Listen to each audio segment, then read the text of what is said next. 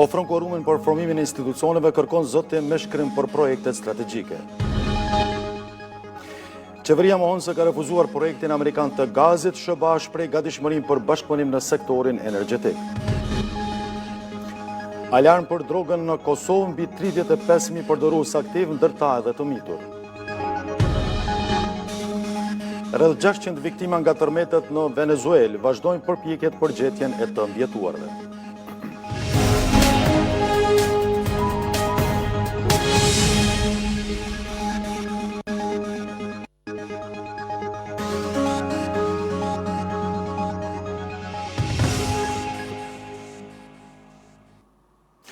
Shikues të nderuar, mirëmbrëma, mirë se erdhët në edicionin qendror të lajmeve në televizionin publik.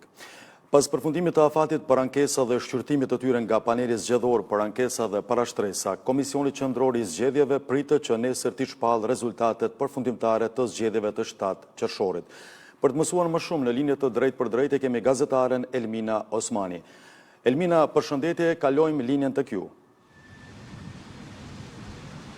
Mirëmbrëma. Atëherë pra Komisioni Qendror i Zgjedhjeve ka paralajmëruar se nesër në orën 11 do të mblidhet për të shpallur rezultatet përfundimtare të zgjedhjeve të 7 qershorit.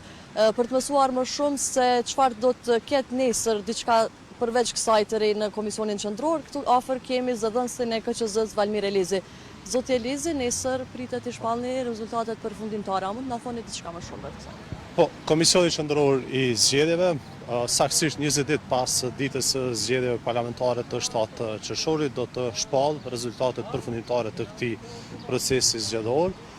Siç e kemi thënë më herët, KQZ ka qenë e gatshme qysh para një jave të bëjë shpalljen e rezultateve përfundimtare, por sipas ligjit për zgjedhje të përgjithshme është dashur që të pritet afati i ankesave ndaj administrimit në qendrën e numërimit dhe të rezultateve, pra ndaj administrimit të numërimit që është zhvilluar në këtë qendër dhe deri më tani do të thotë është dashur kaq kohë që të përfundoj shqyrtimi ankesave fillimisht në PZAP dhe pastaj në Gjykatën Supreme. Pra, shpallja e rezultateve përfundimtare nga ana e KQZ-s vije pas përfundimit dhe vendosjes plotfuqishmërisë së vendimeve në këto institucione lidhur me ankesat që janë paraqitur për administrimin e numërimit në qendrën e numërimit dhe të rezultateve. Po, zoti Elizi, është përmendur data 6 korrekt si mundësi në fillim të numërimit të votave, është përmendur si mundësi për certifikim të rezultateve. Megjithatë, janë disa procedura ankimore, a mund na tregosh më saktësisht se cilat janë këto dhe kur mund të presim rezultatet të certifikuara të zgjedhjeve të jashtëzakonshme të 7 qershorit? Fillimisht mund të themi se jemi brenda atyre planifikimeve të cilat i ka bërë më herët KQZ-ja pra në fillim të këtij procesi zgjedhor, shpallja e rezultateve përfundimtare ka qenë planifikuar që të ndodhë në datë 26 qershor, pra kjo datë ka qenë vendosur në rast se nuk ka ankesa, ndërkaq kjo shpallje do të vijë do të thotë nesër me 27 qershor pas ankesave që janë parashtruar dhe janë trajtuar në institucione kompetente. Gjithashtu dhe data 6 korrik është e planifikuar nga ana e KQZ-s qysh në fillim të këtij procesi zgjedhor, pra 6 korriku për certifikimin dhe përmbylljen e zgjedhjeve të parakohshme për Kuvendin e Kosovës. Sipas ligjit për zgjedhjet e përgjithshme, me shpalljen e rezultatit përfundimtar nuk përmbyllet procesi zgjedhor, pasi palët, të rast subjektet politike dhe kandidatët kanë të drejtë të paraqesin ankesat e tyre ndaj rezultateve të cilat do t'i shpallë Komisioni Qendror i Zgjedhjeve. Pra është një procedurë e ngjashme dhe KQZ është obliguar që të pres fillimisht nëse do të ketë ankesa në PZAP dhe çështjet mund të shkojnë apo ankesat mund të shkojnë deri në Gjykatën Supreme në rast se palët janë të pakënaqura me vendimin e panelit zgjedhor për ankesa dhe parashtresa. Pra, KQZ duhet të pres vendimarrjen e këtyre institucioneve, PZAP-s dhe Gjykatës Supreme, të zbatoj vendimet e tyre nëse ato e obligojnë ndonjë gjë KQZ-n dhe pastaj të mund të procedoj me certifikimin e rezultatit të zgjedhjeve që njëkohësisht do të shënonte përmbylljen e gjithë procesit zgjedhor. Zoti Elizi, faleminderit shumë për kohën. Faleminderit. Atëherë ende nuk dihet pra data e saktë se kur do të kemi rezultatet të certifikuara sa i përket zgjedhjeve të 7 qershorit. Megjithatë, pasi që të certifikohen rezultatet, pritet edhe që Kosova të nisë pra përpjekjet për konstituimin e kuvendit dhe institucioneve të tjera. Kaq sa i përket kësaj paraqitje. Faleminderit Elmina juve dhe zëdhënësit e Komisionit Qendror të Zgjedhjeve. Për të mos u përceritur rreziku që Kosova të mbetet edhe për një periudhë pa institucione të reja, Aleanca për Ardhmërinë e Kosovës ka deklaruar se nuk do ta pengojë formimin e institucioneve të reja dhe nëse është e nevojshme, do ta sigurojë edhe kuorumin parlamentar, por kërkon një zotjem të qartë me shkrim për realizimin e disa projekteve që i konsideron jetike për vendin, përfshirë projektin për gazin e lëngshëm amerikan. Kreu i këtij subjekti Ardian Gjini tha se partia e tij nuk kërkon poste qeveritare, por synon që pesha e saj politike të vihet në funksion të përmirësimit të jetës së qytetarëve. Në një konferencë për media, kryetari i Aleancës Ardian Gjini deklaroi se partia e tij nuk do ta pengojë formimin e institucioneve dhe nëse është e nevojshme, do të sigurojë edhe kuorumin. Kjo e plot nënkupton që nuk do ta pengojmë themelimin e institucioneve. Në asnjë mënyrë. Nëse ka nevojë për quorum, do ta bëjmë quorumin. Por na duhet pastër, zotimi i pastër me shkrim, që këto veprime do të ndërmiren. Në kundërvlerë nuk kërkojmë asnjë gjë. Gjini tha se Aleanca nuk kërkon poste në qeverinë e ardhshme, por synon që pesha e saj politike të shfrytëzohet për përmirësimin e jetës së qytetarëve. Sipas tij, kërkesa kryesore është pranimi i projektit për gazin e lëngshëm amerikan, të cilin e cilësoi si një orientim strategjik afatgjatë për Kosovën. Nuk kemi kurfar kushti vetjak. Nuk dojmë as ministra, as zëvendësministra, as ambasadora, as borde, kur gjë. Por nuk guxojmë na me qenë indiferent edhe mos me e përdor peshën tonë politike për me e rregullu jetën e qytetarit të Kosovës. Gjini komentoi edhe mundësinë që Ramush Haradinaj të propozohet për president të vendit. Ai tha se sipas tij nuk do të kishte president më të mirë se Haradinaj, por theksoi se kandidatura e tij nuk do të vendoset si kusht për mbështetjen e formimit të institucioneve. Për çështjen e gazit amerikan është deklaruar edhe ministria në detyrë e ekonomisë Artane Rizvanolli, e cila ka mohuar pretendimet se qeveria e Kosovës ka refuzuar këtë projekt amerikan. Megjithatë, ajo është shprehur se vendi ka zgjedhur thëngjillin dhe burimet e ripërtritshme të energjisë, të cilat sipas saj sigurojnë edhe çmime më të lira për qytetarët. Rizvanolli u shpreh se Kosova do të bashkërëndohet me politikat e jashtme të SBA-s, teksa potencoi se për vendin zgjidhja më e favorshme është importi përmes terminalit të Vlorës. Nga ambasada amerikane në Prishtinë i kanë thënë RTK se janë të gatshëm për bashkëpunim me qeverinë rreth të ardhmës energjetike. Çështja e gazit natyror vazhdon të jetë në qendër të diskutimeve rreth të ardhmës energjetike të Kosovës. Qeveria e Kosovës është shprehur se nuk është kundër gazit amerikan, megjithse po insiston në gazifikim të thëngjillit. Nuk është e vërtetë që qeveria e Kosovës është kundër gazit të lëngëzuar nga SBA-t, LNG, siç po thuhet. Ne qysh në vitin 2022 kemi nënshkruar një memorandum bashkëpunimi me Republikën e Shqipërisë me synim bashkëpunimin në termocentralin e Vlorës me LNG. Këtë kemi konsideruar zgjidhje më të mirë, më praktike, më të shpejtë dhe ekonomikisht më të favorshme. Rizvanolli potencoi se Kosova është me fat që ka rezerva të qymyrit, gjë që sipas saj ka mundsuar vendit që të mos krijojë varësi nga gazi dhe të mbaj çmimet më të ulta në rajon. Ajo hodhi poshtë edhe pretendimet se Kosova ka refuzuar gazin apo gazsjellsin amerikan në vitin 2021, duke shtuar se Kosova do të bashkërendohet me politikën e jashtme të SBA-s. Në vend të ndërtimit të gazsjellsit të infrastrukturës përcjellëse të gazit që merr kohë e ka kosto financiare, ne mund të importojmë LNG në Vlorë, të prodhojmë energjinë elektrike atje e ta transmetojmë përmes linjës së interkoneksionit 400 kV që e kemi të gatshme sot dhe nuk kërkon asnjë cent investim shtesë. Gjithashtu nuk është e vërtetë që Kosova e ka refuzuar gazin amerikan ose gazsjellsin amerikan në vitin 2021, siç është bërë shprehi të thuhet. Ndërkaq zëdhënës të ambasadës së SBA-s në Prishtinë në një përgjigje për RTK kanë deklaruar se janë të gatshëm të punojnë me qeverinë e Kosovës për diversifikimin e furnizimit me energji elektrike, përfshirë këtu përmes gazit natyror. Siç ka thënë së fundmi një zyrtar i ambasadës, Shtetet e Bashkuara mbështesin shqyrtimin e teknologjive dhe mundësive inovative që mund ta ndihmojnë Kosovën të maksimizojë vlerën e burimeve të saj vendore. Shtetet e Bashkuara ndër vite SBA-ja ka bërë përpjekje që të ulë varësinë energjetike të rajonit nga furnizuesit që vijnë nga Rusia. Instituti Demokratik i Kosovës ka organizuar truezën e diskutimit me temen Momentumi i ri politik për rregullimin e lobimit legislativ në Kosovë. Përfaqësues të partive parlamentare diskutuan për nevojën e krijimit të një kornize ligjore që do të rregullonte lobimin në procesin legjislativ. Megjithatë, në mungesë të konsensusit politik, u tha se rregullimi i kësaj çështjeje mund të pengohet. Nga KDI potencuan se ka pasur raste kur grupe të interesit përmes lobimit janë favorizuar nga institucionet publike. Kosova është shteti vetëm në Ballkanin Perëndimor që nuk ka ligj që rregullon mënyrën se si grupet e interesit mund të ndikojnë në hartimin e ligjeve. Andaj, përmes një tryeze të organizuar nga Instituti Demokratik i Kosovës, u kërkua që legjislatura e ardhshme të nisë përpjekjet serioze për rregullimin e kësaj çështjeje.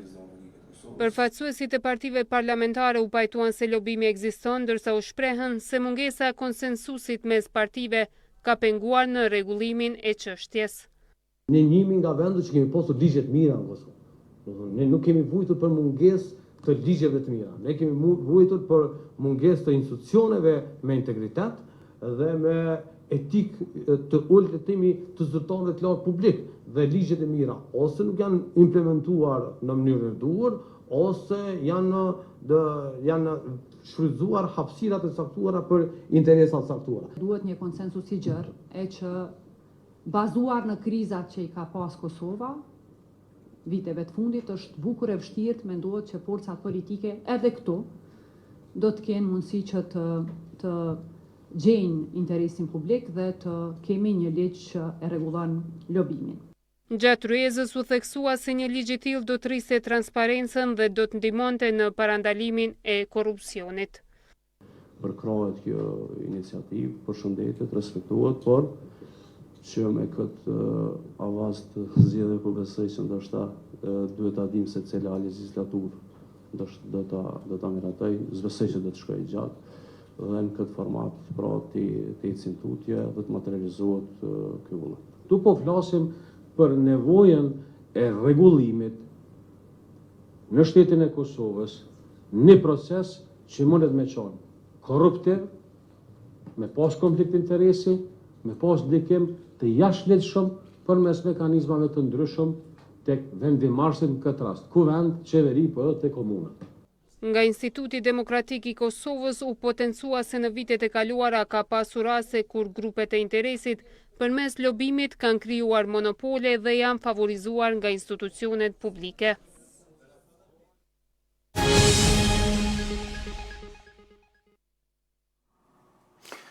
Zyra kombëtare e auditimit ka publikuar rezultatet e deritanishme të auditimeve për sezonin 2025-2026, përfshirë 4 raportet të auditimit të performancës dhe çështjet kryesore të evidentuara në raportet e auditimit financiar dhe të pajtueshmërisë publike.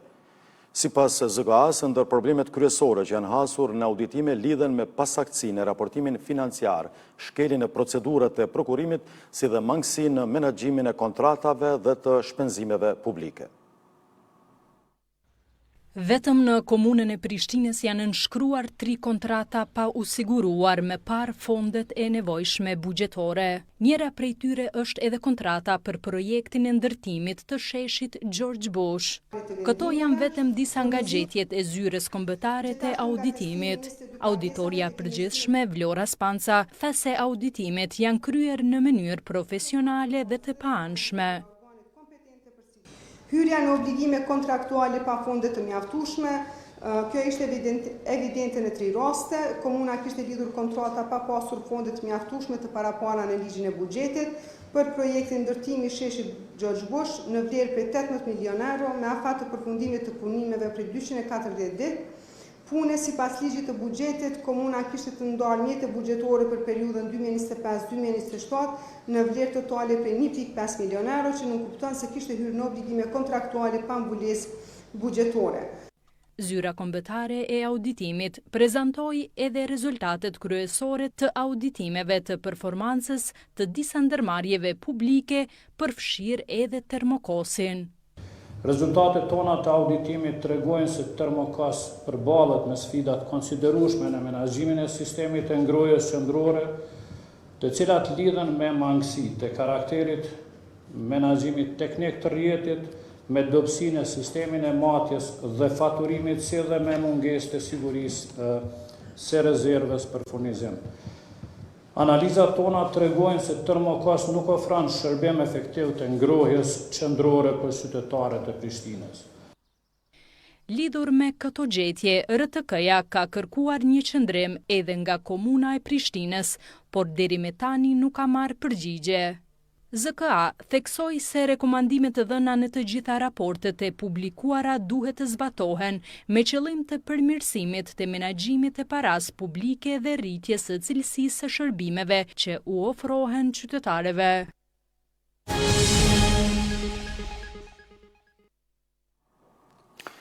Rreth 23.000 semi-maturant në Kosovë ju nënshtruan sot testit të arritshmërisë, i cili përbën një nga vlerësimet kryesore në përfundim të arsimit të mesëm të ulët. Megjithëse Ministria e Arsimit tha se procesi u zhvillua kryesisht sipas planit, edhe këtë vit u raportuan parregullsi, përfshirë përdorimin e telefonave celular dhe qarkullimin e pyetjeve të testit në rrjetet sociale.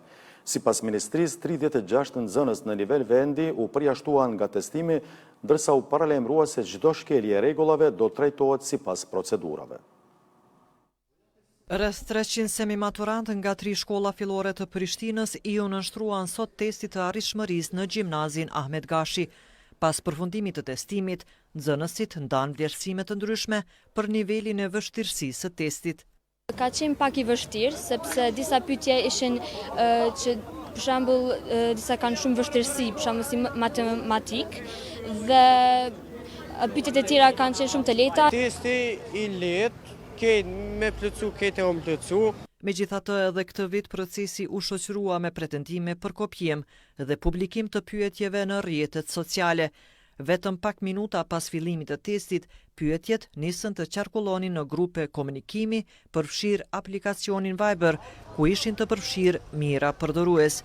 Disa nxënës i thanë RTK se gjatë testimit kishin mundësi të kopjonin, duke shtuar se kontrolli në disa raste nuk ishte qenë i mjaftueshëm. Mundësit kanë tënat me kopju, më varet, tash ka njerë i kum shfrytzu, ka njerë si kum shfrytzu, mirë ka kështu në përgjithësi, shumë. Mundësit janë konë nëse ke dosh me shfrytzu, ke mujt me kopju, nuk është që ka ndalun e gosh kom kopju. Zëvendës drejtori në gjimnazin Ahmet Gashi konfirmoi se 3 nxënës u përjashtuan nga testimi, pasi u kapën duke përdorur telefona celular.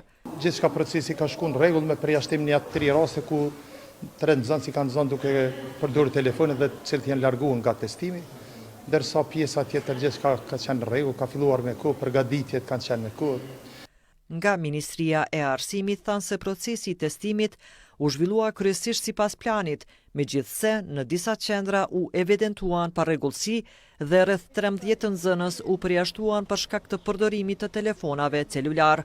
Ministria paralajmëroi se çdo nxënësi që vërtetuhet që ka përdorur telefon ose ka shpërndar pyetjet e testit, mund t'i anulohet rezultati edhe pas përfundimit të vlerësimit. Nxënësit që nxënë me telefon, të gjithë janë përjashtuar. Shumica e nxënësve ju kanë marrë telefonet edhe pas të hyrë në test, po e dim që nxënësit gjatë kohës së testit i marrin edhe nga 2 telefona dhe kanë ndërprtuar me një telefon të hyrë në test. Edhe ata nxënës që kanë përdorur telefonin dhe do të vërtetohet që kanë qenë pjesë të këtyre grupeve, do të ju analohet testi edhe mas të bëhet dozimi gjitha materialeve. Testit të arritshmërisë i u nënshtruan rreth 23.000 semi-maturantë në 175 qendra testimi në të gjithë Kosovën. Sipas Ministrisë së Arsimit, rezultatet pritet të publikohen më 6 korrik.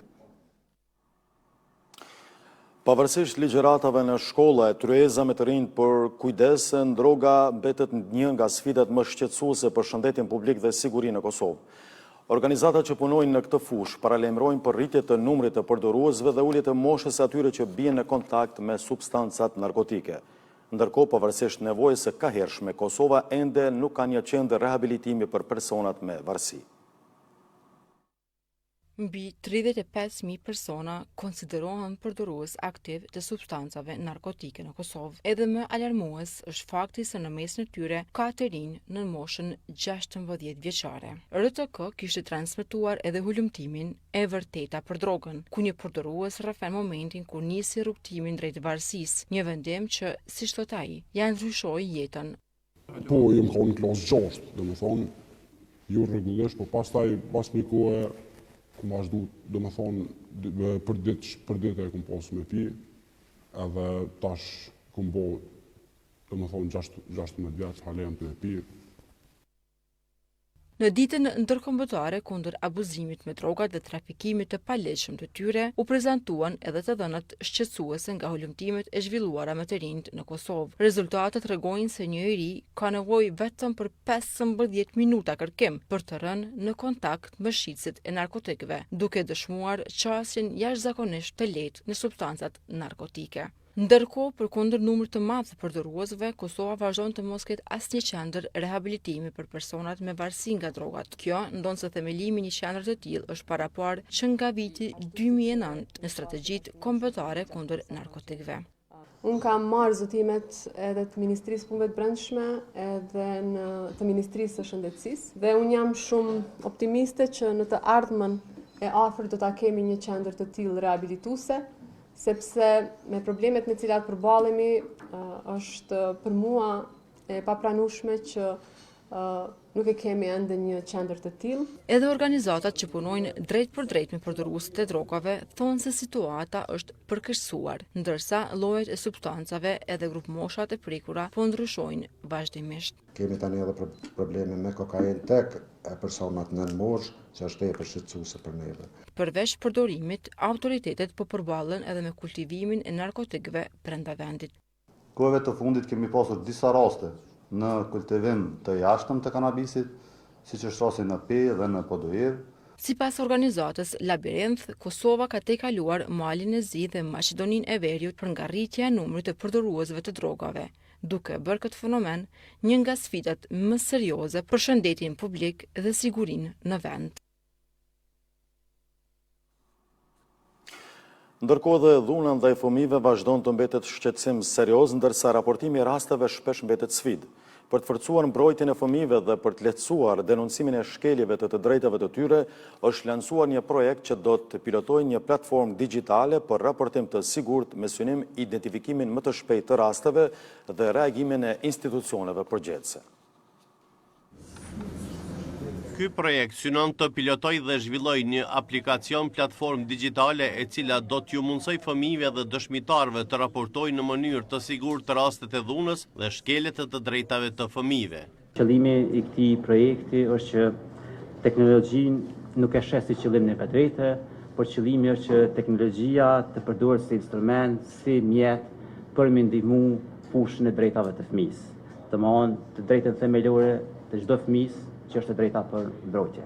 Projekti që po lancohet është një rrugtim që do i ndihmojë të këtij mekanizmi, do pilotohet se si të raportohet dhe të identifikohen apo të orientohen masat apo veprimet që duhet ndërmarrin institucionet për mbrojtjen e fëmijës. Sa shumë na duhet kujdesi për ta që mos t'i lejojmë të jenë prej e keqbërësve, qofshin atyre fizik në rrugë, qofshin atyre në internet si kriminal kibernetik. Ngjarja e lansimit do të bashkojë përfaqësues të institucioneve dhe të shoqërisë civile nga niveli qendror dhe ai lokal, duke përfshirë edhe përfaqësues të Bashkimit Evropian.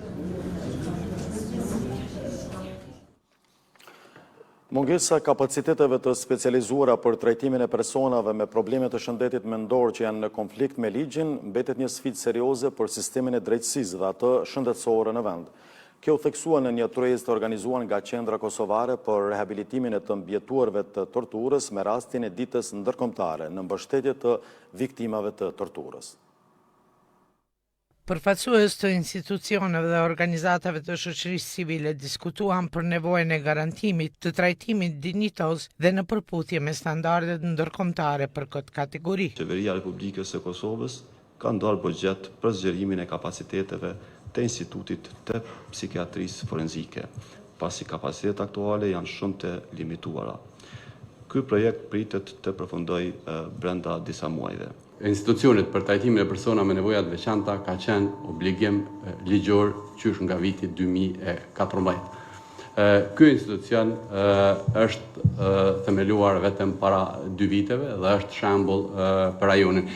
Është votuar buxhet, e tha edhe zëvendësministri po, njëjtë, po zgjerohet edhe institucioni psikiatrisë forenzike, por mbetet çështje urgjente atje që planifikohet dhe të rritet edhe numri i stafit, sepse nuk mjafton vetëm ndërtimi i objektit atje, por atje kërkohet staf profesional. Personat me çrregullim mendor duhet të vlerësohen në mënyrë të vazhdueshëm, të trajtohen në institucionet përshtatshme shëndetësore dhe të përfitojnë mbështetje shumë disiplinore, psikologjike dhe sociale e jo vetëm trajtim farmaceutik. Edhe Këshilli Gjyqësor i Kosovës vlerëson se bashkëpunimi ndërinstitucional është kyç për zbatimin e vendimeve gjyqësore. Vlen të theksohet se bashkëpunimi ndërmjet gjykatave dhe shërbimit korrektues të Kosovës në trajtimin e çështjeve që lidhen me personat me çrregullime mendore dhe zbatimin e vendimeve gjyqësore ka qenë jashtëzakonisht i mirë.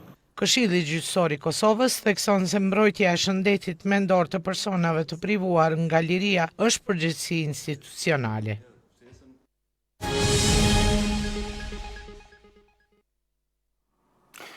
Ushtrusja e detyrës së drejtoreshës së përgjithshme të Radiotelevizionit të Kosovës, Zana Spahiu, ka bërë të ditur se gjatë punimeve të sesionit të 96 të Asamblesë së Përgjithshme të Unionit Evropian të transmetuesve ka zhvilluar takim me zëvendës drejtorin e përgjithshëm të ABU-s dhe me drejtorin e Eurovisionit. Sipas Spahiut, në takim është diskutuar kërkesa zyrtare që RTK ka dorëzuar muajin e kaluar për mundësitë e antarësimit në ABU. Sipas saj, nga ana e tyre u shpreh gatishmëri për të diskutuar mënyrat se si kjo çështje mund të trajtohet më tej, duke pasur parasysh edhe zhvillimet e fundit brenda vetë organizatës. Ajo ka theksuar se gjatë kësaj asambleje është miratuar ndryshimi i statutit të ABU-s, duke krijuar mundësi të reja për përfshirjen e transmetuesve publik në kategori të ndryshme të antarësimit. Spahiu, ndër të tjera, ka vlerësuar se tashmë është momenti që RTK të bëhet pjesë e ABU-s.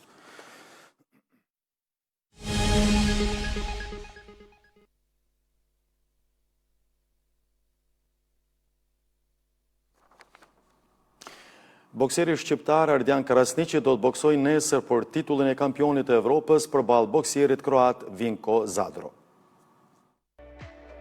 Një ditë para dueleve të spektaklit të boksit Showdown for Legacy 4 u zhvillua ceremonia zyrtare matjeve të pjesëmarrësve. Të gjithë boksierët kaluan me sukses peshimin dhe u përballën sy me kundërshtarët e tyre, duke rritur edhe më shumë emocionet para gongut të parë. Protagonisti kryesor i mbrëmjes Ardian Krasniqi do ta mbrojë titullin e tij VBO Interkontinental dhe njëkohësisht do ta synojë një tjetër hap të madh në karrierë, duke luftuar për titullin e kampionit të Evropës.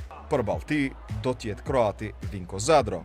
Krasniqi deklaroi se është i përgatitur maksimalisht për këtë meç dhe pret për krahje të mëdha nga publiku shqiptar.